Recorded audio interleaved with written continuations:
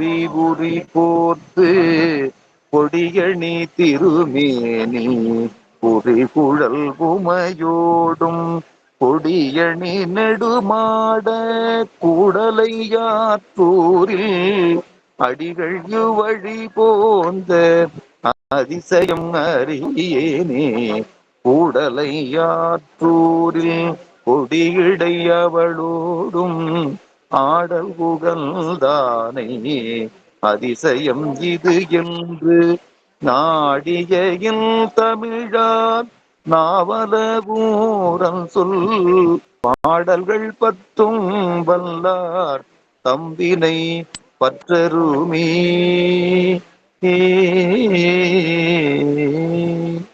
திருச்சிற்றம்பலம். S வாய நமக்கு திருவடி கொண்டு திருச்சிற்றம்பலம். அடியார் பெருமக்களுக்கு அடியனுடைய பணிவு கலந்த வணக்கம். எல்லாம் வல்ல சிவகாமி அம்மை உடனாகிய அம்பலவான பெருமானது திருவருட்பெருங்கருணையினாலும் அருபான் மும்மை நாயன்மார்களது குருவருடினாலும் வேரூர் மணிவாசகர் அருட்பணி மன்றம் நடத்துகின்ற சைவ பாட வகுப்பிலே சித்தாந்த சாஸ்திரங்கள் சில நூல்களை சிந்திப்பதற்கு திருவருள் மிகப்பெரிய கருணையை நமக்கு செய்திருக்கிறது. அந்த மிகப்பெரிய கருணையை அருள் செய்த திருவருளையும் குருவருளையும் போற்றி கேட்டு சிவபுண்ணியம் பெறுகிற தொண்டர்களின் திருவடிகளையும் சிறமேல் கொண்டு மனம் மொழிமைகளாலே வணங்கினேன். நண்பர்களே, நாம் படிக்கின்ற சித்தாந்த நூல்களின் உரையாசிரியரும் சைவ பாட வகுப்பினுடைய நெறியாளருமான முதுபெரும்புலவர் முனைவர் சென்னியப்பனார் ஐயா அவர்களின் திருவடிகளையும் நூலாசிரியர் உமாபதி சிவாச்சாரியார் அவர்களின் திருவடிகளையும் சிறமேல் கொண்டு மனமொழிமைகளாலே வணங்கி மகிழ்வோம். அன்பர்களே, உண்மை விளக்கம் என்ற நூலிலே பதி, பசு, பாசம் ஆகிய முப்பொருள் உண்மைகளை உண்மையின் நிலையை விளக்கமாக 53 பாடல்களிலே பாசஞானம் பசுஞானத்தை கடந்த பதிஞானமுடைய மனவாசகம் கடந்தார் நமக்கு அருமையாக காட்டினார். அதன் நிறைவாக இன்பத்தை அனுபவிப்பது உயிர், அதை கொடுப்பது இறைவன், அதற்கு துணை செய்வது ஆணவமலம். அந்த முறையிலே அந்த முப்பொருள்களில் உயிர்தான் இன்பத்தை அனுபவிக்கிறது. அதை பெறுவதற்கு வழி குரு வழிபாடு, லிங்க வழிபாடு, சங்கம வழிபாடு என்று ஆசிரியர் காட்டினார். அந்த சங்கம வழிபாடுதான் உங்களுடைய தொடர்பு எனக்கு கிடைக்கப் பெற்றது என்பதை நன்றியுணர்வோடு நான் போற்றுவேன். இனி இறைவன் குருநாதராக வருகிறான். அப்படி குருநாதராக வந்து அருள் செய்கிற கருணை திறத்தை வழிபடுவதாக அமையப்பெற்ற நூல் போற்றி பகரொடை என்கிற நூல். இந்த நூல் 14 போற்றிகளால் ஆசிரியர் அமைத்திருக்கின்றார். அதில் முதல் போற்றி இறைவன் உயிர்களுக்கு பிறவி வழக்கறுக்க நடனம் செய்வதை வணங்குவோம். இரண்டாவது போற்றி உயிர்களுக்கு அவன் கொடுக்கக்கூடிய பிறப்பு மிகப்பெரிய வழி, அந்த பெரிய வழியை போற்றுவோம். மூன்றாவது போற்றி ஆன்மாக்களுக்கு ஆணவ மலத்தின் காரணமாக வினை சம்பந்தம் வர அந்த வினை சம்பந்தத்தை நீக்கிக் கொள்வதற்காக இறைவன் செய்யக்கூடிய செயலை நாம் போற்றுவோம். நான்காவது போற்றி அதில் நாம் பிறந்திருக்கிற மனித உடம்பிலே எந்த வழியில் உயிர் தாயின் கருப்பைக்குள் சென்றதோ அதே வழியிலே பிறக்கச் செய்த நிலையை நாம் அந்த ஐய வழியை நாம் போற்றுவோம். இனி குழந்தைக்கு தாயின் மேலும் தாய்க்கு குழந்தையின் மேலும் நேசத்தை வைத்த அந்த நெறியை போற்றுவோம் என்று 5வது போற்றியில காட்டினார். 6வது போற்றியில குழந்தையாக இருந்த நமக்கு கை கால்கள் அவன் கொடுத்து கருவிகளை கொடுத்து அறிவு விளங்கச் செய்வதற்கு உரிய நேரத்தில் கருவிகளை இயக்குதல், கருவிகளை குறைத்தல், இப்படி நமக்கு உயிருக்கு ஏவலாளனாக பண்டாரியாக இருந்த அந்த நிலையை போற்றுவோம். எப்படி இறைவன் பண்டாரியாக இருக்கிறான் என்று சொன்னால், உயிர்கள் இந்த பெரிய உடம்பாகிய வீட்டில 5 இடங்களிலே கருவிகள் கூட்டி உலகப் பொருள்களை அறிய செய்தலும், அப்பொழுது ஆணவமலம் மறைக்காமல் சூக்குமம் முதலாக சொல்லப்படுகிற வாக்குகளை கொடுத்து அவரவர்கள் அந்தந்த பணிகளிலே செயல்படுத்தக்கூடிய அருள் கருணையை போற்றுவோம் என்று 7வது போற்றியிலே காட்டினார். இனி அப்படி அந்த உயிர்கள் அந்தந்த பணியை செய்கிற பொழுது வருகிற வினை, நிகழ்வினை, எதிர்வினை, இந்த வினைகள்லாம் யார் யார் என்னென்ன செய்கிறார்கள் என்று ஒரு ஓலையிலே எழுதி கொள்வார். அப்படி பட்டோலை செய்யக்கூடிய திருவடியை போற்றுவோம் என்றார். இப்படியாக இந்த உயிர்களுக்கு வரக்கூடிய பிறப்புகள்ல எல்லா உயிர்களுக்கும், மனிதனுக்கு மட்டுமல்ல எல்லாருக்கும் இவை போலதான். இந்த உடம்பிலே இருக்கிற பொழுது இன்ப துன்பங்களை அனுபவிப்பதும், இன்பம் அனுபவிக்க வேண்டும் என்ற நிலை வருகிற பொழுது அந்த உயிர்களுக்கு உடம்பு விட்டு உயிர் போன உடனே மாலாய் முதலா மாலாய் அடுத்து பிரம்மவாக இந்திரனாக பிறக்க வைப்பார். துன்பம் அனுபவிக்கிற காலம் வருகிற பொழுது உடம்பு விட்டு உயிர் போன உடனே யமனுடைய தூதர்கள் வந்து அழைத்து சென்று தம் குருவினிடத்திலே காட்ட அவர் அதற்கு தக்க தண்டனை கொடுத்து அவரை திருத்துகிற நிலைமையை மரக்கருணை என்று 9வது போற்றியில காட்டினார்.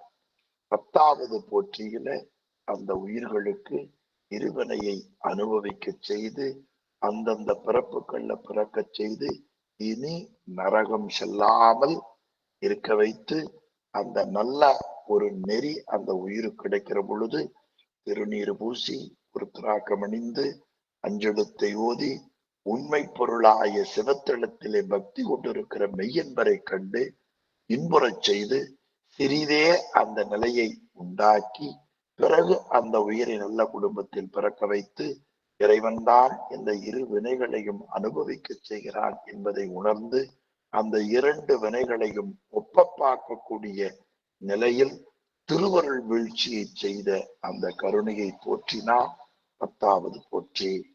இனி உயிர்களுக்கு பேரின்பம் தருவதை முத்தி நெறி என்றும், அந்த முத்திதை கொடுப்பதற்கு உயிர்களை மும்மலமுடையவர், இருமலமுடையவர், ஒருமலமுடையவர் என்று காட்டி விஞ்ஞானகலருக்கு ஒருமலமுடையவர்களுக்கு உள்நின்று உணர்த்துவதும், இருமலமுடைய பிரளயாகலருக்கு மான்மழுவோட வந்து அவன் நெறிப்படுத்தி அந்த உயிர்களுக்கு பேரின்பத்தை ஆகி முத்தியை கொடுப்பதும், சகலர்களுக்கு அவரவர்களை போல மானுட வடிவிலே வருவான். அப்படி மானுட உடவிலே, மானுட வடிவிலே, மானுட உடம்பிலே அவன் வருகிற பொழுது பிறவி வழக்கறுக்க நின்ற நடனமாகிய அந்த நடனத்தில் அவன் எல்லாவற்றையும் மறைத்து வருவான். அப்படி மறைத்து வருவது அவனுக்கு ஆதி குணம். அப்படி ஆதி குணமாக இருக்கக்கூடிய அவன் குருநாதராக வருவான். வந்து நம் உயிர் திருந்துவதை பார்த்து மகிழ்வான். அப்படி மகிழ்ந்த பிறகும் உயிருடனே கேட்காது.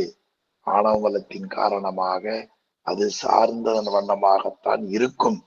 அப்படி இருக்கிற அந்த உயிருக்கு சிலவற்றை அவன் அறிவிக்கின்றான். அப்படி அறிவிக்கிற பகுதியைத்தான் 12வது போற்றியில் உமாபதி சிவம் காட்டுகிறார். இந்த 12வது போற்றியில் தொகுத்து சொல்லிட்டுனா தொகுத்து சொன்னீங்க, சொல்லிட்டு தொடங்கிறேன். அப்ப செய்தி மட்டும் சொல்லிடுவோம், பாடல் போயிடுவோம் நேரம். தொகுத்து சென்ற வகுப்புல உங்களுக்கு நினைவு இருக்கும். அந்த பகுதியை தொடர்ந்து நினைவைத்துக் கொண்டு நாம் போற்றியுடைய பாடல் வழியில சிந்திப்போம். மிண்டாய 6 சமய பொருளும் அறிவித்து. நல்ல தொடருங்க. மிண்டாயன்னா அதாவது அகங்காரத்தோடு இருக்கிற நிலைக்கு மிண்டாய என்று பெயர். மிண்டுதல் என்றால் துள்ளி குதித்தல். அவன் என்ன கிராமங்கள்ல சொல்லுவாங்க, அவன் என்ன ரொம்ப மின்றானோ அப்படின்பா. அதாவது அறியாமையின் காரணமாக அவன் அகங்காரத்தின் செயல்பாட்டில் செயல்படுவது. அப்படி இந்த உயிர்களுக்கு புத்தி பெறுவதற்கு, பேரின்பம் பெறுவதற்கு பலவிதமான வழிகள். அப்படி இருக்கக்கூடிய அந்த பலவிதமான வழிகளின் மூலமாக உயிர் நற்கதி அடைய வேண்டும் என்று ஒவ்வொருத்தரும் ஒவ்வொரு விதமான உண்மைகளை சொன்னார்கள்.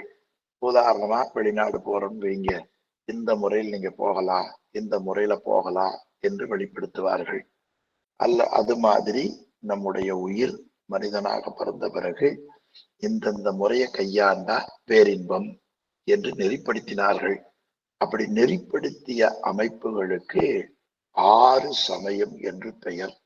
அந்த 6 சமயங்களை கூடுதலா இருக்கிறத 4 பிரிவா பிரித்தார் சிவஞான முனிவர். அவர் புறப்புறச்சமயம், புறச்சமயம், அகப்புறச்சமயம், அகச்சமயம் என்று 4ஆ பிரித்து ஒரு சமயத்திலையும் 6 பிரிவு. அப்ப 24 சமயவாதிகள் இந்த உலகத்துல இருக்கிறார்கள். சமயம் என்ற சொல்லுக்கு எல்லாருக்கும் பொருள் தெரியும், பக்குவப்படுத்துதல். ஒரு உயிர்களை பேரின்பம் பெறுவதற்கு தகுதியுடையதாக ஆக்கக்கூடிய நெறிக்கு சமயம் என்று பெயர். அப்படி அந்த சமயங்கள் பல வகையாக இருந்ததை ஒரு நெறிப்படுத்தினார். புறப்புறச்சமயம், புறச்சமயம், அகப்புறச்சமயம், அகச்சமயம். அந்த 6 சமயங்கள் புறப்புறச் சமயத்துல வரக்கூடியது உலோகாயதம், மாத்தியமிகம், பக்கம் 48 இருக்கு. உலோகாயதம், மாத்மிகம், யோகசாரம், சௌந்தராத்திரிகம், வைபாடிகம், சமணம். இது புறப்புறச் சமயங்கள் என்று சொல்லப்படுவது. இனி புறச்சமயம் என்பது தர்க்கம், மீமாம்சம், ஏகான்மவாதம், சாங்கியம், யோகம், பாஞ்சராத்திரிகம் என்று சொல்லப்படுவது புறச்சமயம். இனி அகப்புறச்சமயம் என்பது பாசுபதம், மாதரதம், கபாலிகம், பாமம், பைரவம், ஐக்கியவாதம். இது அகப்புறச்சமயம். இனி அகச்சமயம் என்பது பாடானவாதம், வேதவாதம், சிவசமவாதம், சிவ சங்கிராந்தவாதம், ஈஸ்வர அதிகாரவாதம், சிவாத்துவிதம். இப்படி இந்த சமயங்கள் 4ல் 6 என்று சிவஞான முனிவர் தான் முதல்ல மாபாடியத்துல விரிவாக காட்டுகிறார்கள். இதில் புறப்புறச்சமயம், புறச்சமயம் இந்த 2 பேரும் சைவம் சொல்லக்கூடிய நெறிகளை ஏற்காதவர்கள். எனவே அவர்கள் சைவத்திற்கு மாறானவர்கள். அதனால் மிண்டாய 6 சமய பொருள் என்று நமக்கு காட்டியதை உரையாசிரியர் காட்டியிருக்கிறார். இப்படி 6 சமயங்கள், ஒவ்வொரு சமயங்கள், அந்த 6 சமயம் பொருளும் அறிவித்து. இப்ப நாம் என்ன பார்த்தோம்? 6 சமயங்களினுடைய பெயர் பார்த்தோம். அந்த சமயங்கள்ல முக்தி பெறுவதற்கு எது வழி என்பதை பற்றி, அந்த சமயத்தில் சொல்லக்கூடிய கொள்கை, அந்த சமயத்தின் கோட்பாடு, அந்த சமயத்தின் தெய்வம், இந்த பொருள்களை குருநாதராக வந்தவர் மாணவருக்கு அறிவித்தார். அப்ப இப்ப நாம எதை பார்த்தோம்? 6 சமயம் பேர் மட்டும் பார்த்தோம். 6 சமய பொருள். உதாரணமா உலோகாயதன் என்று அவர் தான் புறப்புற சமயத்தில் முதல் இருப்பவன். கடைசியா இருப்பவர் 24 சமயவாதி சிவாத்துவதி. கடைசியா இருக்கக்கூடியவன், கடைசியா இருப்பவன் சிவாத்துவிதம் என்று சொல்லக்கூடியவர். இப்படி 6 அந்த பகுதியில் உலோகாயதனுடைய கொள்கை, வானம் என்கிற ஒன்று இல்லை, சாப்பிடுவதே மகிழ்ச்சி, பெண்களோடு சுகம் அனுப்புவது மகிழ்ச்சி, தூங்குவது மகிழ்ச்சி. இதுதான் அவனுடைய கொள்கை. இது ரொம்ப தாழ்வானது என்பது படித்தாலே தெரிந்து கொள்ளலாம். அந்த சமயங்களை பற்றி சொல்லி, அந்த சமயங்களை ஸ்தாபித்தவர்களை பற்றி சொல்லி, அந்த சமயத்தால் கிடைக்கக்கூடிய பலனை பற்றி சொல்லி, இப்படி சைவ நெறிக்கு வருபவர்கள் 6 சமயத்தை பற்றியும் அது கூறும் அறிவுரைகளை பற்றியும் அவற்றின் தெய்வத்தையும் உணர வேண்டும். அதை குருநாதர் அறிவித்தார். அருணந்தி சிவாச்சாரியார் சிவஞான சித்தியார்ல அது பரபக்கம் என்கிற பகுதியில விரிவா நம்ம காட்டியிருக்கிறார். அதன் பிறகு எவற்றில் 6 சமயங்கள்ல பேறு இன்மை எங்களுக்கே பேராக்கி அவற்றில் பேரு, அதாவது 6 சமயங்கள்ல பயன் இல்லை, பேரு என்பது பயன். ஆமா, பேரு என்பது பயன். ஸ்தோத்திரத்துல ஒரு பாட்டு சொல்லணும்னா, அதாவது விளக்கினால் பெற்ற இன்பம் மெழுக்கினால் பதிற்றியாகும், விளக்கிட்டார் பேரு சொல்லின் மெய்நெறி ஞானமாகும். விளக்கிட்டார் பேரே, சில பேர் அது இடையினரா நினைச்ச பேருன்னு அர்த்தம். ஆனந்தகுமார் விளக்கிட்டா அவர் பேர் சொன்னாலே புண்ணியம், இப்படியும் பொருள் கொள்ளலாம். ஆனா அங்க பேரு இடையினரா இல்ல, வல்லினரா. விளக்கிட்டார் பேரு, யார் விளக்கு போடுகிறார்களோ அவர்களுக்கு கிடைக்கக்கூடிய பயன். இந்த இடம் என்னால வாழ்க்கையில மறக்க முடியாது. நான் முதல்ல வகுப்பு சொல்ல வேண்டும் என்று அன்பர்கள் சொன்னார்கள். நல்லா தமிழ் படிச்ச ஒரு ஆசிரியர், சரி இவன் நடத்துற வகுப்புக்கு நாமும் போவோம்னு வந்தார். அன்றைய வகுப்புல நான் இடையின வல்லின கொஞ்சம் வேறுபாடு தெரியாம விளக்கிட்டார் பேரு, நீங்க விளக்கு போட்டீங்கன்னா உங்க பேரை சொன்னாலே போதும் என்று சொன்னேன். அவர் ஒண்ணும் வகுப்புல சொல்லல. திருப்பி வகுப்பு முடிச்சதுக்கு அப்புறமா ஒரு நாள் கழிச்சு என்னை போன்ல அழைச்சார். ஆனா நீங்க அந்த விளக்கிட்டார் பேரு இடையினம்னு நினைச்சிட்டீங்களோ, அது வல்லினம்னார். வேற ஒண்ணு அவர் சொல்லவே இல்லை. நீங்க வல்லினம் நினைச்சு இடையினம் நினைச்சிட்டீங்களா, அண்ணா அது வல்லினம்னார். அவ்வளவுதான் சொன்னார். பிறகு நான் சிந்தித்து பார்த்தேன். அப்ப எனக்கு படிச்ச ஞாபகம் வந்தது. இப்படித்தான் பெரியவங்க நமக்கு சுட்டுவார்கள். அதை சொன்ன தமிழாசிரியர் ஆமா லட்சுமிராஸ் அவர்கள் தான் இது வல்லினம் சொன்னாங்க. இப்ப பயனாவது, அதாவது 6 சமய பொருள்கள்ல நீ டிராவல் பண்ணா, பயணித்தினா உனக்கு கிடைக்க பயன், அதுல எந்த விதமான நிரந்தர நன்மை இல்லை. அது பேரு இன்மை, பயன் இல்லை, நோ யூஸ், வீணா போச்சு, கழிந்தன கடவுளால் எல்லாம், அதுல பேரு. அது எங்களுக்கே பேராக்கினா அந்த பயன் எனக்கு கிடைக்கும்படியாக 10 பேங்க் போனேன், ஒரு பேங்க்ல லோன் தரல. ஒருத்தர் வந்தார், உனக்கு இந்த 10 கோடி வச்சுக்கன்னு கொடுத்தார். அது எவ்வளவு பெரிய பயன், அது எவ்வளவு பெரிய பேரு, 2 பயன்தான். அது எங்களுக்கே பேராக்கி. எனக்கு என்ன பேரு, உங்களுக்கு பாடம் சொல்லுகிற பேரை எனக்கு ஆக்கினார் சுவாமி. பேராக்கி. ரொம்ப நல்லா தொடருங்க. எவற்றில் 6 சமய பொருள். இந்த 6 சமய பொருளுக்கு ஒரு தலைப்பு போட்டார் பாருங்க. சைவத்துல ரொம்ப எச்சரிக்கையா படிக்க வேண்டும். ஒன்று, எது சொல்றோமோ அது நல்லதுன்னா நல்லதுன்னு தலைப்பிலேயே வந்துடும், கெட்டதுன்னா தலைப்பிலேயே வந்துடும். இப்ப 6 சமய பொருள் என்பதற்கு என்ன அடை போட்டார், மிண்டாய 6 சமய பொருள். அதெல்லாம் அகங்காரத்தால் சொல்லக்கூடியது. அப்ப மிண்டாயங்கிற சொல்ல வச்சு 6 சமயத்தில் தள்ளிடலாம், இது வேண்டாத பொருள்னு. ஆனாலும் அவன் என்ன கேட்பான், எல்லாருக்கும் உலோகம் தானே பிடிக்கும், சட்டை போடுறதுதான் பிடிக்கும், டிஷர்ட் போடுறதுதான் பிடிக்கும், நகை போடுறதுதான் பிடிக்கும். இதை எப்படி அவன் வேண்டான்னு சொல்லுவான்? அவனுக்கு இதுல பற்றில்லை என்பது உணர்ந்தாத்தானே தெரியும். அப்ப ஆசிரியரை அறிவித்தார், இதனால என்ன பயன், இதனால என்ன பயன், சிந்தித்து பாரு, உனக்கு எது பயன் என்று அறிவித்து, எவற்றில் அந்த 6 சமயங்கள் சொல்லக்கூடிய கருத்து, அதனுடைய கடவுள் இந்த 2லேயும் பேர் இல்லை. அதெல்லாம் ஞாபகம் வச்சுக்கணும். 6 சமயத்தினுடைய அவர்கள் சொல்லக்கூடிய கொள்கை, அந்த கொள்கைக்கு தலைவராக இருக்கிற தலைவர் கடவுள், இந்த 2ஐயும் படித்தார் சைவ எல்லப்ப நாவலர். நான் பார்த்த சமயம் 6 சமயம் மட்டுமில்லை, நிறைய பார்த்தேன். ஒன்று தெளிவு தெரிந்து கொண்டேன், சைவத்தின் மேல் சமயம் வேறு இல்லை. ஒரு ஆன்மாவுக்கு பேரு கொடுப்பதற்கு சைவத்தை தவிர வேறு இல்லை. அப்ப சமயத்தின் பொருளை அதுல காட்டினார். அதில் சிவமாம் தெய்வத்தின் மேல் தெய்வம் இல்லை. இப்ப சைவத்தின் மேல் சமயம் வேறு இல்லை என்று சொன்னால் அந்த சமயம் கூறக்கூடிய பொருள், அதில் சார் சிவமாம் தெய்வத்தின் மேல் தெய்வம் இல்லை என்று சொன்னால் அந்த சமயவாதிகள் வணங்கக்கூடிய கடவுள். பொருளையும் சொல்லணும், கடவுளையும் சொல்ல வேண்டும். அதைத்தான் இங்க 6 சமய பொருளும் அறிவித்து பிறகு அப்ப பொருள் என்பது அதனுடைய கொள்கை, அறிவித்து அதனுடைய கடவுள் என்று நான் கருதுகிறேன். அவற்றில் பயன் இல்லை. பேருனா பயன், தேவைப்பட்ட பென்சில்ல பயன் எழுதிவீங்க.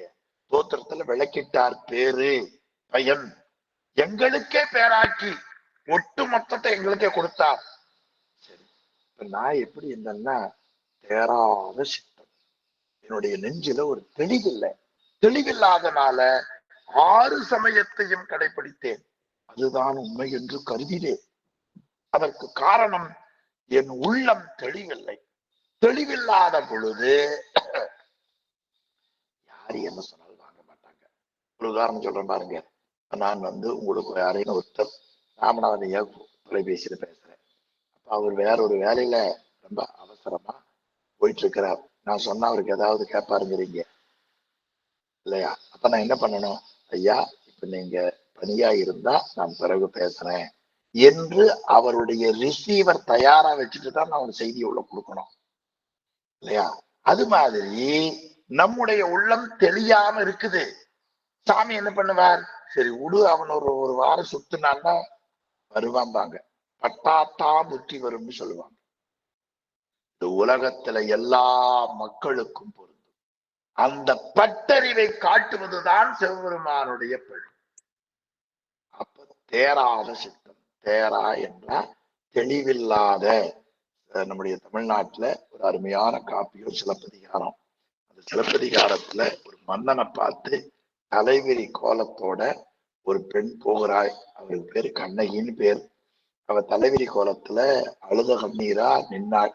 அப்ப அந்த பாண்டிய மன்னன் கேட்டான், நீர்வார் கண்ணோய் நீ யாருன்னு கேட்டான். அப்ப அந்த பெண் சொல்லுகிறாள், கற்பு கடம்பு கொண்ட பொற்புடை தெய்வம் கண்ணகி என்று போற்றப்படுபவள் தேரா மன்னா.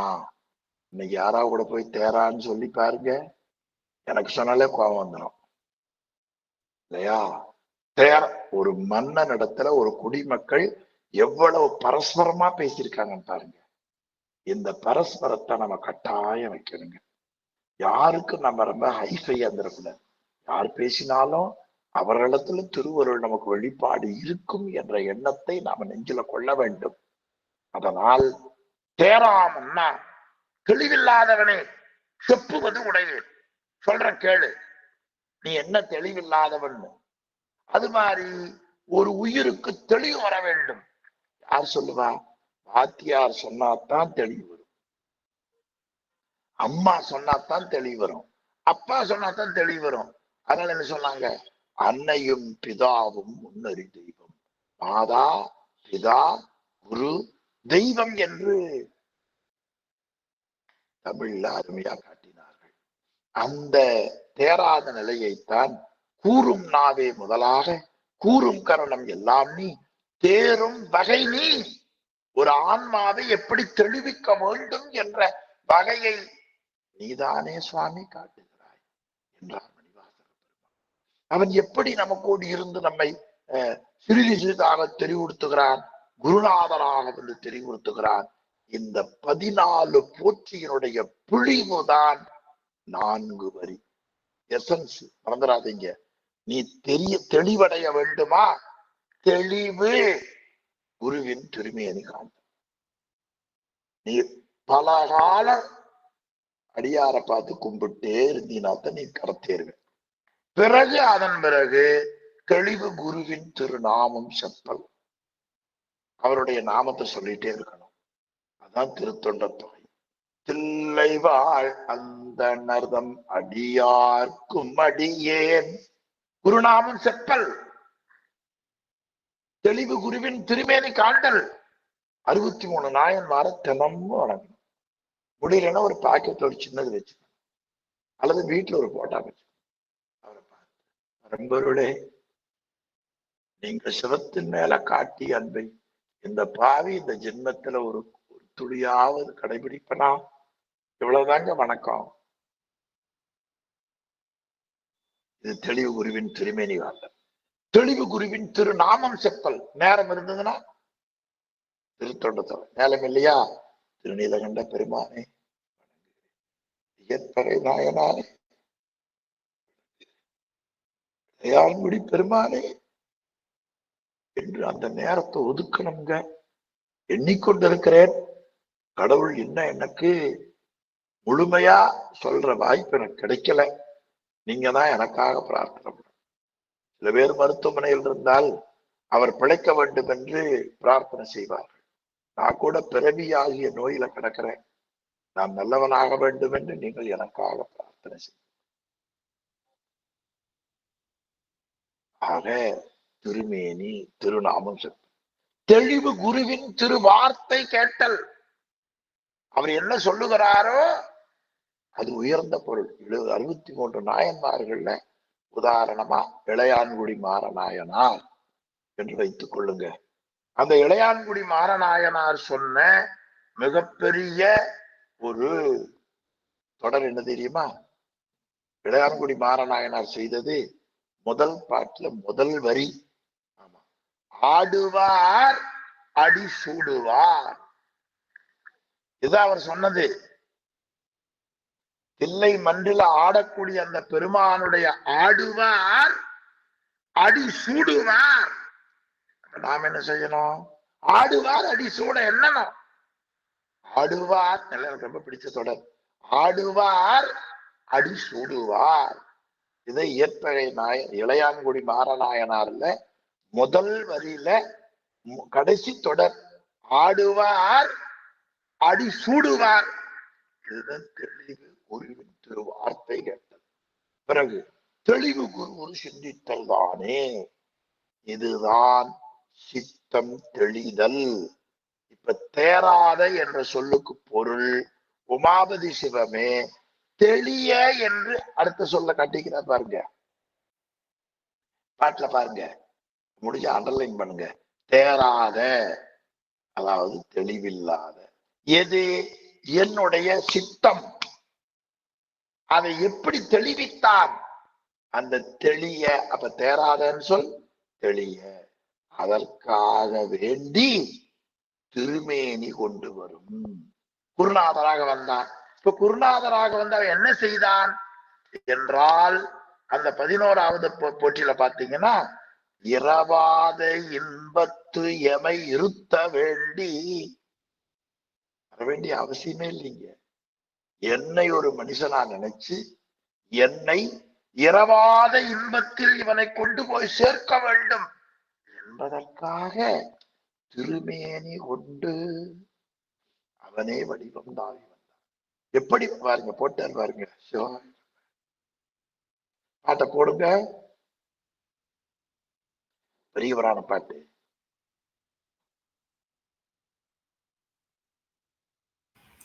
அது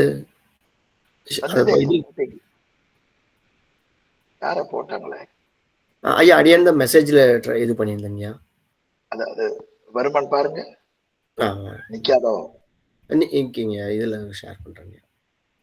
கொடுங்க, நல்ல பாட்டுங்க. எனக்கு ரொம்ப பிடிச்ச பாட்டு. அம்பொன்னிடிய அம்பலத்து பாருங்க.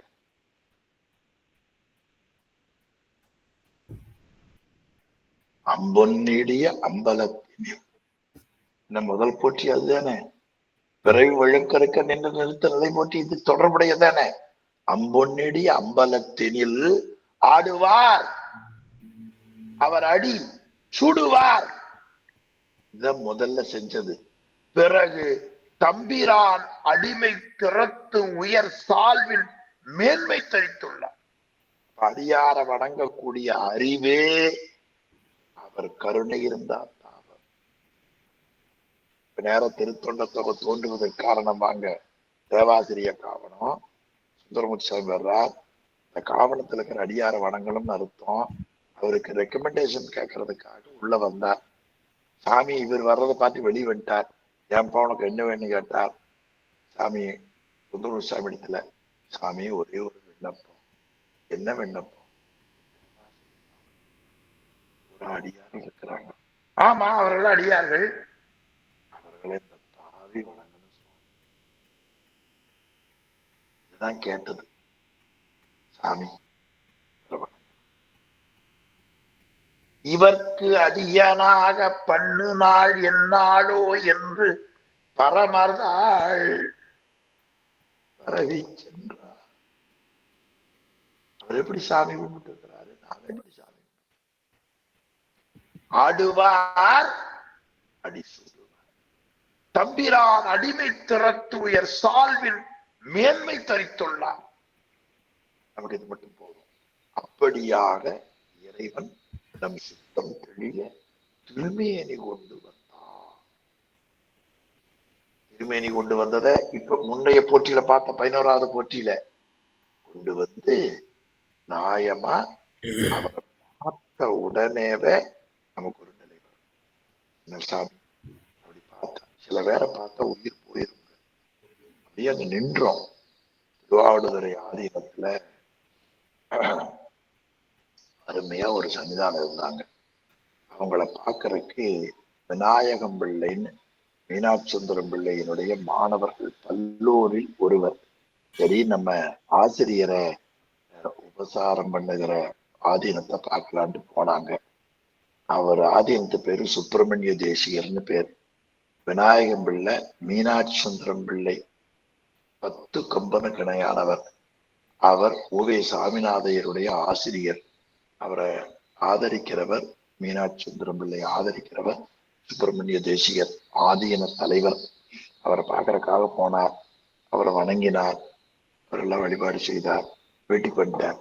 வீட்டுல வந்து பார்த்தா அந்த விநாயக பிள்ளை உயிர் வரல, உடம்புதான் வந்திருக்கு. உயிர் அங்கேயே நின்றுடுச்சுங்க. ஒரு கடிதம் எழுதினார். சூர் வந்து வணங்கும் மேன்மை சுப்பிரமணிய தேசிகா, நேர் வந்து பார்த்து நேத்து ராத்திரியே மீண்டேன். ஊர் வந்து சேர்ந்தேன். என் உளம் வர காணவில்லை. அதனை இங்கு அனுப்புவாயே. குருநாதர்னா 5 எழுத்த சொல்லி சொல்லி சொல்லி அவரை பிரிய முடியாம தவிக்கிற அளவுக்கு தேஜஸ் இருக்கும். அதனாலதான் பள்ளி அறையில எல்லா சாமிக்கு சொக்கநாதர் தான் பேர். அவரை பிரிய முடியாம இருக்கும். ஒரு பேர்ல கோயில் இருக்கும். ஆனா பள்ளி அறைக்கு போற சாமிக்கு பேரு சொக்கநாதர் தான் எல்லா கோயிலையும் பெயர். அது மாதிரி அவர் திருமேனி கொண்டு வந்த உடனே கொஞ்சம் அது தெரிந்திருக்கணும். அது பத்தலை. நல்லா போட்டது பாருங்க. சூர் வந்து வணங்கும் மேன்மை சுப்பிரமணிய தேசிக. சரி, விட்டுருவான். அதை பிறகு வாய்ப்புக்கிற போது பார்த்து அது அப்படியே கொஞ்சம் நிக்காதோ. நிக்கலீங்க, அது மெசேஜா போடுறங்காட்டிக்கு நிக்க மாட்டேங்குதுங்க. சரி, வேண்டாம், விடுங்க. அது எனக்கும் 5 எழுத்து நிக்க மாட்டேங்கிறது. எம்பூத்தி போலதானே இதுல வரும். நீங்க உங்களுக்கு வேணா கிடைக்கும். சரி பாருங்க. சூர் வந்து வணங்கும் மேன்மை சுப்பிரமணிய தேவே, நேர் வந்து நின்னை கண்டு நேற்று ராத்திரியே மீண்டேன். மீண்டும் ஊர் வந்து சேர்ந்தேன். எந்தன் உளம் வர காணவில்லை. ஆர் வந்து சொல்லினும் கேளே, அதனை இங்கு அனுப்புவாய். என்ன பாட்டு! எவ்வளவு பெரிய உயர்ந்த திருப்பாட்டு! இது எங்க வருது ஐயா? இது வேதநாயகம் பிள்ளை அவருடைய பாட்டு, தனிப்பாடலுங்கய்யா. தனிப்பாடல், அருமையான பாட்டு. விநாயகம் பிள்ளையா வேதநாயகம் பிள்ளையா? வேதநாயகம் பிள்ளைங்கய்யா. அவருடைய பெயர் வேதநாயகம் பிள்ளை என்று சொல்லப்படுவது ரொம்ப அருமையான நூல். சரி, வச்சிருவோம். ஆக அந்த அளவுக்கு குருநாதர் பார்த்த உடனே மாறும். அத்தகைமை தானே அமையாமல் அதுல மறுபடியும் பத்தலை. ஏன்னா இவனுக்கு இருக்கிற அழுக்கு ரொம்ப கூடுதல், ஆணவம் எல்லாம் ரொம்ப. இப்ப சில பாத்திரங்கள் லேசா தண்ணி ஊற்றி கழுவினாலே போகும். சில பாத்திரம் விம் பவுடர் போட்டு கழுப்பணும். சில பாத்திரம் அடிச்சு உடைச்சாதான் சுத்தமா. அது மாதிரி நம்முடைய ஆணவ மலை பற்று அது ரொம்ப ஸ்ட்ராங்கா இருக்கு. அதனால அமையாமல்னா குருநாதர் பார்த்த உடனே அது அந்த நிலையும் பத்தாமல் வித்தகமாம் செய்வ நெறி. ஆமா, வித்தகம் என்ற சொல்லுக்கு உயர்வு என்று பொருள். வித்தகம் சொன்ன உடனே பெரிய புராணம் படிக்கிறவங்க ஞாபகம் வருவது வித்தகம் பேசல் வேண்டாம், படி செய்தல் வேண்டும் என்றார். இது மணிவாசர் மன்றத்துல எண்ணி எண்ணி போட்ட ஒரு அருமையான தொடர். வித்தகம் ஆக வித்தகமாம், அதாவது மேம்பாடுடைய. இங்க வித்தகமாம் நல்ல உரையாசிரியர் மேம்பாடுடைய எழுதுவார். எனவே அந்த மேம்பாடுடையது என்ன மேம்பாடு என்றால் செய்வினையும் செய்வானும் அதன் பயனும் கொடுப்பானும் மெய்வகையால் விதித்த பொருள் நான்காகும் என்று தெளிவுபடுத்துகிற மேம்பாடு செய்வதற்குண்டு. மெய்வகையால் விதித்த பொருள் நான்காகும் என்று இந்த உண்மை சைவ நெறிக்கு அன்று இல்லை என்று தெளிந்ததாக சாக்கிய நாயனார் புராணத்தில் சேக்கிழார் காட்டுவார். சைவத்தின் மேம்பாடு என்ன?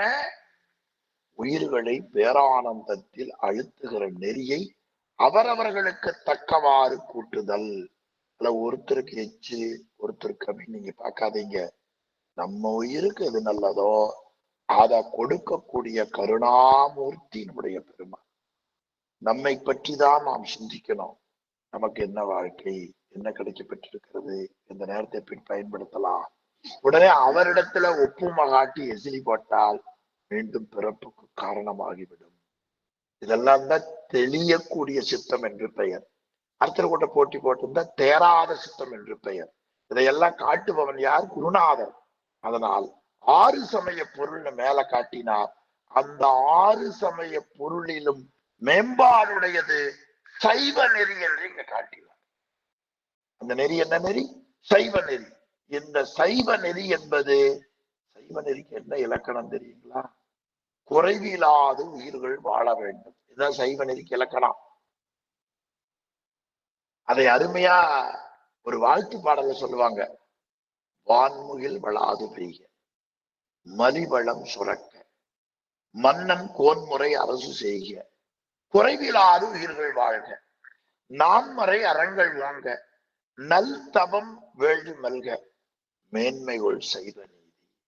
அந்த மேன்மைகொள் சைவ நீதிதான் உமாபதி சிவம் வித்தகமாம் சைவ நெறி என்று இந்த இடத்துல காட்டுகிறார். அந்த வித்தகமாம் சைவ நெறி, அதாவது ஒரு உயிரை கீழ்நிலையில இருந்து மேம்பாடு அடைய செய்யக்கூடிய நெறி. இங்க சைவம் என்பது மங்களம். ஒரு உயிரை மங்களத்தன்மைக்கு, பேரின்பத்தன்மைக்கு கொண்டு போய் செலுத்துவதற்கு நெறியை காட்டுவது சைவ நெறி. சைவ நெறியை கடைபிடித்தால் நீங்கள் மேம்பாடு அடையலாம். மேம்பாடுடைய நெறியை காட்டுவது சைவ சித்தாந்த நெறி ஒன்றுதான். மற்ற சமயம் என்னாச்சு? அந்த மிண்டாய 6 சமய பொருளை காட்டுகின்றன. எனவே அந்த பேற்றை தரக்கூடிய சைவ நெறியில் ஒரு 4 வழிமுறைகள் வைத்திருக்கிறார்கள். அவையாவன சமயம், அடுத்து விசேடம், நிருவாணம், அடுத்து அபிடேகம், ஆச்சாரிய திருமுழுக்கு. இப்ப 4 வகையான வழிமுறைகள். அந்த 4ஐயும் சரியை, கிரியை, யோகம், ஞானம் என்று சொல்லுவார்கள். அது தமிழ்ல சீலம், நோன்பு, செறிவு, அறிவு என்று மணிவாசகர் 50வது பதிகத்துல அருமையா காட்டுகிறார். எனவே அதில் 4 நெறி. சமயம், சமயம் அது என்பதற்கு தீக்கை என்று பெயர். இதுவரைக்கும் உங்களுக்கு நடத்தின பாடத்துல தீக்கை இங்கதான் முதல்ல தொடங்குது. உண்மை விளக்கத்திலையும் வரல, எங்கேயும் வரல. இப்பதான் கொஞ்சமா நீங்க கொஞ்சம் தெளிந்த சிந்தை ஆயிருப்பீங்க. முதல்ல குருநாதரை கண்டு வணங்குதல், படத்தை கண்டு வணங்குதல், உருவத்தை கண்டு வணங்குதல். A for apple, B for bed, C for cat அப்படிங்கிற மாதிரி பொம்மையை காட்டி எழுத்த புரிவிக்கிற மாதிரி குருநாதனுடைய வடிவத்தை காட்டி அறிவை தெளிவித்து இப்ப சமய தீக்கை கொடுக்க ஆரம்பிக்கிறார். அதனால சமயமாவது தீக்கை என்று பெயர். இந்த தீக்கைனா தீ கூட்டல் கை. அது சிவஞான முனிவர் மலத்தை கொடுத்து சிவத்தை கொடுத்தல் எழுதுவார். கெடுத்தலும் கொடுத்தலும். ஆமா, எதை கெடுத்தார்? நமக்கு தேவையில்லாதவைகளை நீக்கினார். எதை கொடுத்தார்? பேரானந்தத்தை கொடுத்தார். அந்த பேரானந்தத்தை பெறுவதற்குரிய வழிகள் முதல் படிநிலை சமய தீக்கை. சமய தீக்கை என்பது ஒரு குருநாதரிடத்துல போய் உபதேச முறையில அஞ்செழுத்தை நாம் உபதேசம் பெற வேண்டும். அப்படி பெற்று அதை தினந்தோறும் காலை மாலை வாய்ப்பமைந்தால் நண்பகல் அந்த 3 நேரமும் செய்யணும். ஒரு நேரம் செஞ்சு பழகணும், அப்புறம் 2 நேரம் ஆக்கணும், அப்புறம் 3 நேரம் ஆக்கணும். அப்புறம் நீங்க சிவமே ஆயிருவீங்க, பேரானந்தமே ஆய்விடுவீர்கள். அப்படி ஒரு அந்த அஞ்செழுத்தை சொல்ல வேண்டும்.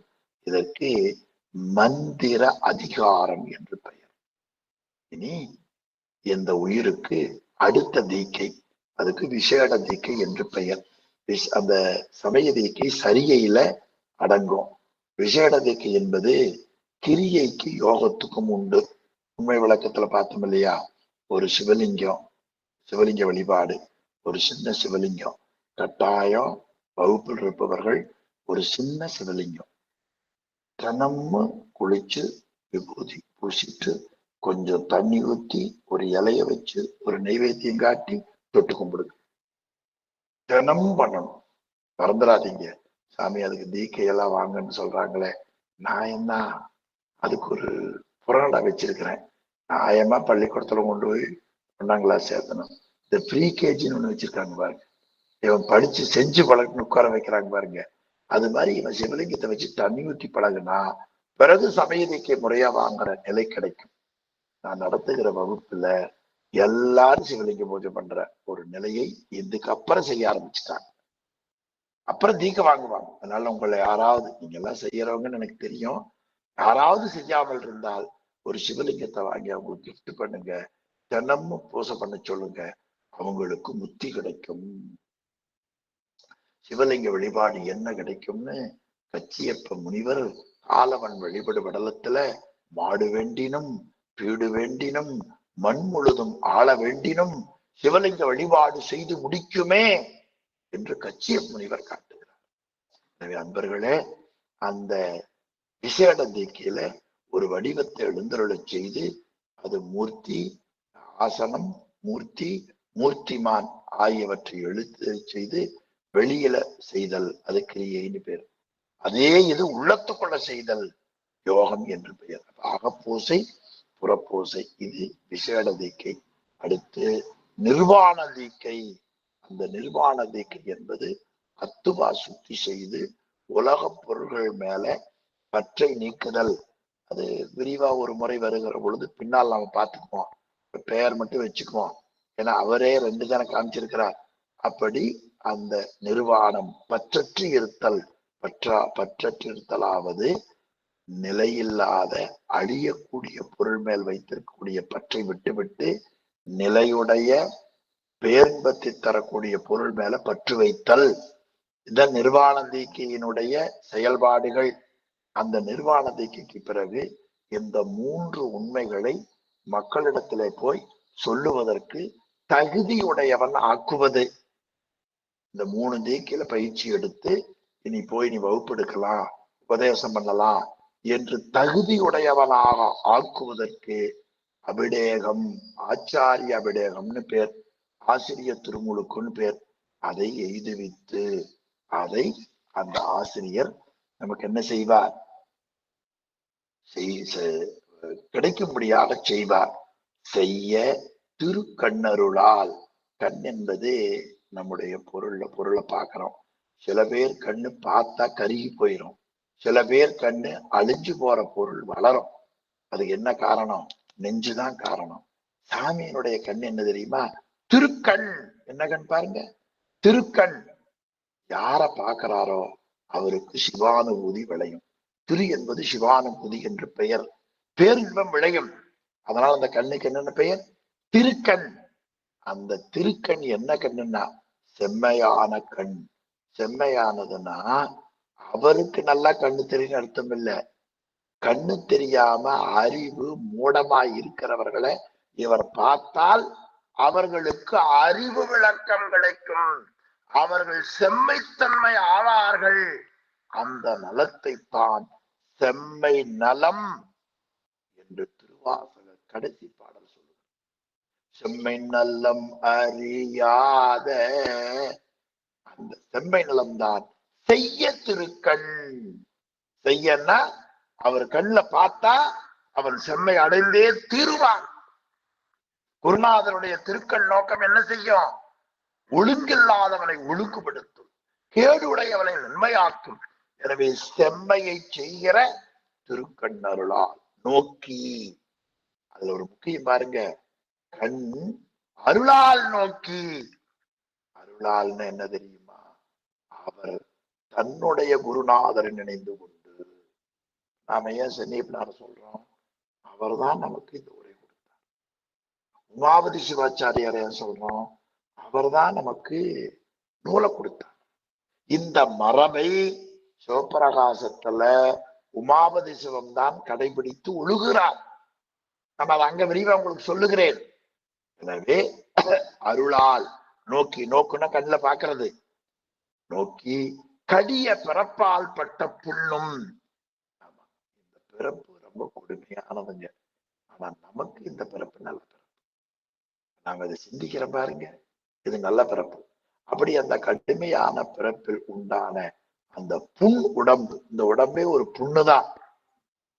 அந்த புண்ணும் இருவினையும் போயகல. இருவினையாவது நல்வினையும் தீவினையின் காரணமாக வரக்கூடிய துன்பம். இந்த இருவினைதான் இருள் சேர் இருவினை என்றார் தெய்வ புலமை திருவள்ளுவ நாயனார். அதே இருவினையத்தான் இங்க போட்டிருக்கிறார். உமாபதி சிவம் இதனுடைய நெருங்கிய லவ்வர் பர்சன் யார் தெரியுமா? திருவள்ளுவர். அது நீங்க நெஞ்சு விடுத்துவதுல பார்க்க போறீங்க. ஆமா, இருவினை, இருள் சேர் இருவினைனார். அந்த இருவினையும் போயகல. ரெண்டு சொல்லு, போதல் ஒண்ணு, அகல ஒண்ணு. நான் கருதுகிறேன் போதல் என்பது வினை நம்ம விட்டு போகணும், திருப்பி வந்துடக்கூடாது. அது அகல, திருப்பி வராம செய்வார் குருநாதர். போயகல அன்னமலர் கைத்தலத்தை வைத்தரு. அன்னம்னா அழகு, மலர்னா தாமரை. அழகு பொருந்திய தாமரை போன்ற அவருடைய திருக்கரங்களை என் தலையிலே வைத்தார். இதுதான் குருநாதர் வந்து செய்தது. அப்படி வைத்து அவன் அருள் செய்தார். அப்பொழுது என் நெஞ்சு என்னாச்சு தெரியுமா? கல்லாய நெஞ்சுருக்கி. என்ன சாமி, கைய வச்சா ஆகுமா? ஒரு அறிவில்லாத ஐஸ் கட்டி, அறிவில்லாத வகுப்பு முடிக்கணும் செஞ்சு பாருங்க. எடுத்து டிஷர்ட்ல போட்டிருக்கு, அது என்ன ஆகுதுன்னு பாருங்க. போட்டா என்ன வேலை செய்யுது? உடம்பெல்லாம் ஒரு மாதிரி குளிர்ந்து இல்ல, ஒரு ஐஸ் கட்டியினுடைய அந்த குளிர், அந்த ஜில்னஸ் உடம்புல என்ன மாற்றத்தை கொடுக்குது? அது மாதிரி கோடி கோடி கோடித்தன்மையுடைய கருணை உடையது குருநாதருடைய திருக்கரம்.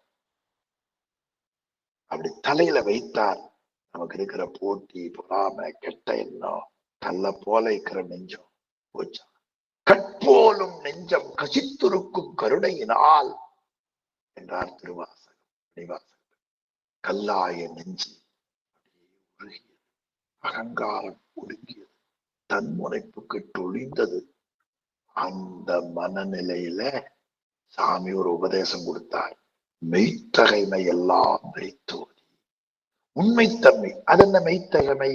அதான் உண்மை விளக்கத்துல படிச்ச அந்த விளக்கம். பதியை பற்றி, பசுவை பற்றி, பாசத்தை பற்றி. பதி பசு பாசத்திற்கு பிரமாணம், இலக்கணம் ஆகியவற்றை எல்லாம் விரித்து ஓதி, ரொம்ப விரிவா எந்தெந்த முறையில சொன்னா விளங்குமானோ அந்த மாதிரி விரித்து ஓதி ஒத்து ஒழு. அது ஒரு ஓம காட்டினார். இது எல்லாம் சொன்னதுனால எனக்கு என்ன சாமி கிடைச்சது? இவ்வளவையும் சொன்னாரு, கைய வச்சாரு, அந்த மெய்த்தகமையை சொன்னாரு. அப்ப என்னாச்சு? என்னாச்சு தெரியுமா ராஜா? உன்னுடைய ஞானத்தின் கண்ணை மறைத்த கடிய தொழில் ஆணவம் என்று நாம பின்னால படிக்க போறோம். அறியாமையை செய்கிற ஆணவம் இருக்குது பாருங்க. அந்த ஆணவம் 3வது போற்றியில் இருக்குது பாருங்களேன். ஞானத்தின் கண்ணை மறைத்த கடிய தொழில் ஆணவத்தால். அந்த ஆணவம்ங்கிறது இருள். வீட்டுல இருள் இருக்கிறது. அந்த இருள் அங்கேயே இருக்கு. சூரியன் வந்துருச்சுன்னா இருள் இருக்கும். அந்த இருளுடைய வெளிச்சத்தை, அந்த கருப்பு ஒளிய சூரிய ஒளி மறைத்து விடும். அந்த ஊமையை காட்டுகிறார். சேனார் இருள் வடிவம். ரொம்ப அருமையான தொடர். ஆமா, ஒத்து ஒழுகும். இருள் இருந்தா எல்லா இடங்கள்லயும் அது பரவி நிற்கும். அந்த இருள் அதனுடைய வடிவம் செங்கதிரோன்பால். சூரியன் வந்த பொழுது செங்கதிரோன்பால் இருள் நிற்ப, இருள் காணாது ஒளி தெரியாது. அந்த கணக்கு போல ஆணவமாகிய இருள் உன் உயிரை பந்தித்து நின்றது. அது இருந்தது. இந்த குருநாதர் மெய்த்தகமை எல்லாம் சொன்னாரா, அதன் காரணத்தினால் அந்த ஆணவத்தின் வலி இழந்தது. ஆதி குறையாமல், அதே சமயத்தில் என்பால் அணுகாமல். அது என்ன வந்து தாக்கல, அது இருந்தது. ஆனா என்னை வந்து தாக்கல. அப்படி என்னிடத்தில் வந்து அறியாமை பொருந்தாமல் நீதி, அதாங்க சைவ நீதி. அந்த நீதிதான் மேன்மைகள் சைவ நீதி. அந்த நீதிதான் மங்கள நீதி. அந்த நீதியை இந்த ஆன்மாவுக்கு என்றும் இருக்கும்படியாக செய்த அந்த நிலையை நான் போற்றுகிறேன். நீதி நிறுத்தும் நிலை போற்றி என்று இந்த 12வது போற்றி ரொம்ப அருமையான போற்றிங்க. எல்லாம் நல்லதுதான். படிக்க படிக்க படிக்க படிக்க அதனுடைய சுவையை, எந்த ஜென்மத்துல செய்த புண்ணியமோ இதை படிக்கிற ஒரு அறிவை சாமி கொடுத்தாரு இல்லையா.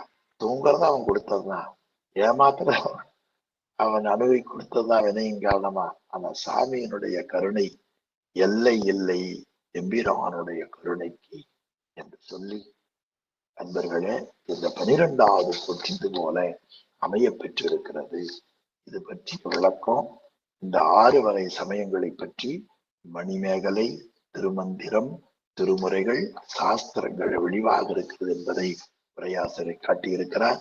பிறகு அந்த தீக்கைகளை பற்றி பெருமையா காட்டியிருக்கிறார். அதுல மெய்த்தகைமை ஒரு சொல் 49வது பக்கம் இருக்கிறது. அதை பற்றி நல்ல அருமையா உரையில காட்டியிருக்கிறார். அதையெல்லாம் சொல்லி 13வது 12வது போற்றி நிறைவு பெற்றது. இனி 13வது போற்றியில நீ சமய தீக்கை, விசேட தீக்கை, நிர்வாண தீக்கை. சமயம் என்பது சரியை மட்டும் உரியது. விசேட தீக்கை கிரிய யோகம். இதுக்கு ஏற்ப உயிர்கள் பெறக்கூடிய முத்தி ஆகிய பேரின்பம். அவை சாலோக, சாமீப, சாரூப, சாயுச்சிய நிலை.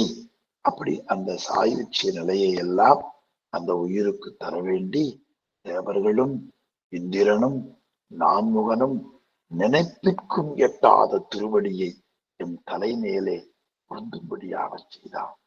அப்படி பொருந்தும்படியாக செய்து குருநாதன் எனக்கு எதை கொடுத்தால் தெரியுமா? நான் வேறு அவன் வேறு என்ற இருந்த நிலையை நீக்கி நானும் அவனும் ஒன்று என்று அத்துவத நிலையை காட்டினார். அப்பொழுது இறைவா, நீங்க இதுவரை இப்ப நீங்க எனக்கு முன்னால் நிக்கிறீங்களே, இதுவரை நீங்க எங்க இருந்தீங்க என்று அந்த ஆன்மா கேட்டது. நான் இதுவரை உன் உயிருக்குள் ஒளிந்திருந்து உன்னை நெறிப்படுத்தினேன். நீ என்னை தெரிந்து கொண்டாய், முன்னால் நிற்கின்றேன். அப்படி இதுவரை ஒளிந்திருந்த கள்ளத்தன்மையை நமக்கு அறிவுறுத்தி அவன் திருவடியை வணங்குகிறேன் என்பதுதான் 13வது போற்றி என்பதை உங்களுக்கு நினைவூட்டி, ரொம்ப அருமையான திருப்பகுதியை நாம் சிந்தித்திருக்கிறோம். அது ஆற்றாப்பாற்றுன்னு சொல்லுவாங்க. அதே இந்த பகுதியெல்லாம் இந்த நூல்ல நாம் உள்ளத்துல பதிய வேண்டியவை. இவையெல்லாம் கூத்தப்பெருமான் தான் உள்ளத்தில் பதியும்படியாக செய்ய வேண்டும். அதற்கு உங்களுடைய கருணையும் எனக்கு வேண்டும் என்று சொல்லி இந்த வகுப்பை இந்த அளவிலே நிறைவு செய்வோம். சிவாய நம. திருச்சிற்றம்பலம். ஐயா ஓதுவாமூர்த்தி ஐயா ஐயா இருக்காங்களா?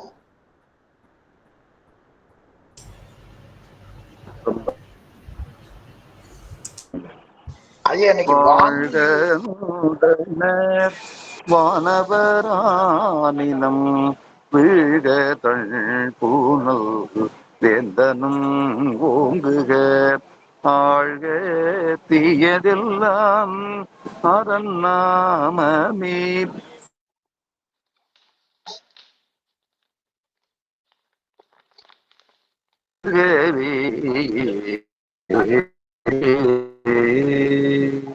திருச்சிற்றம்பலம். தென்னாடுடைய எந்நாட்டர்க்கும் விரைவா போற்றி. ஏகம்பத்து உரையந்தாய் போற்றி. பாகம் பெண்ணுரு ஆனாய் போற்றி. காவாய் கனகத்திரளே போற்றி. கைலை மலையானே போற்றி போற்றி. திருச்சிற்றம்பலம்.